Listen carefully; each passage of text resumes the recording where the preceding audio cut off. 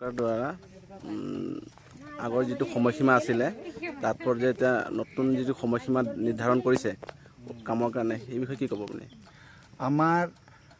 চাহ বাগিচাৰ অসমৰ লাখ লাখ শ্ৰমিকৰ বাবে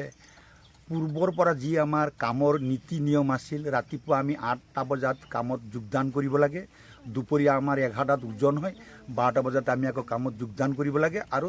আবেলি 4টা বজাত ছুটি কৰাৰ ব্যৱস্থা কৰা হয়। কিন্তু এই বছৰৰ যিটো গৰম, যেই গৰমত বহু মানুহৰ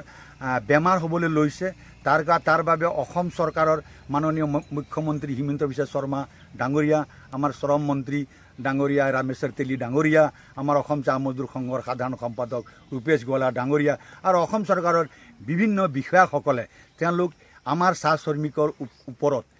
পৰ্যবেক্ষণ কৰি আলোচনা কৰি সিদ্ধান্ত গ্ৰহণ কৰিছে যে অহাকালি মানে আজিৰ পৰা ৰাতিপুৱা 6টা বজাত মানুহ কামত যোগদান কৰিব আৰু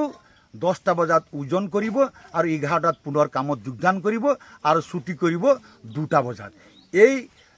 এই এনে পদক্ষেপ লোৱাৰ বাবে অসম চৰকাৰক আমি হাড়ক মাটি তেজক পানী কৰা শ্ৰমিকসকলে আমি হিয়া ভৰা আন্তৰিক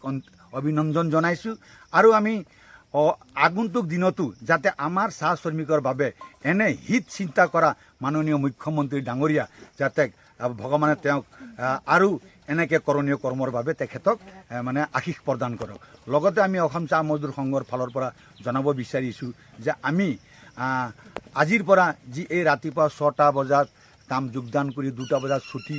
আমাৰ কৰাৰ ব্যৱস্থা কৰিছে, ই এক আমাৰ চাহ শ্ৰমিকৰ বাবে ই এক আদৰণীয় আৰু আমাৰ স্বাস্থ্যৰ বাবে যে চিন্তা কৰিছে, আমি কোনোকালে আমি ভবা নাছিলোঁ যে অসমৰ মাননীয় মুখ্যমন্ত্ৰী ডাঙৰীয়া আমাৰ খাটি খোৱা চাহ শ্ৰমিকৰ বাবে যে এনেকৈ চিন্তা কৰিব বুলি। এই আমি প্ৰাৰ্থনা জনাইছোঁ ভগৱানৰ ওচৰত যাতে এনেকৈ যাতে মুখ্যমন্ত্ৰী ডাঙৰীয়া আমাৰ আদিবাসী চাহ শ্ৰমিকৰ বাবে যাতে